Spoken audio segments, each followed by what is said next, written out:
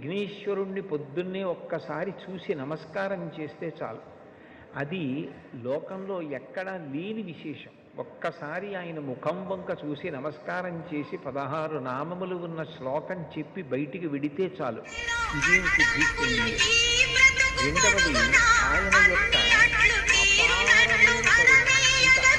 ఇంకా కరుణ కాదు విఘ్నేశ్వరుడు. ఆయన క్షమించినంత తొందరగా ఎవ్వరూ క్షమించరు. మీరు చూడండి, అందరికన్నా ఎక్కువగా మరిచిపోయే లక్షణం ఎవరికి ఉంటుంది అంటే పిల్లల ఎందు ఉంటుంది. మీరు పిల్లలు అనేటప్పటికీ ఒక విషయం జ్ఞాపకాన్ని తెచ్చుకోవచ్చు. పెద్దవాళ్ళు ఏదైనా తింటున్నారనుకోండి, ఎవరో పెద్దలు వచ్చారు ఇంట్లో భోజనంలో పలహారం చేస్తున్న పెద్ద ఆయన ఆ పళ్ళెం పట్టుకునో లేకపోతే చేతిలో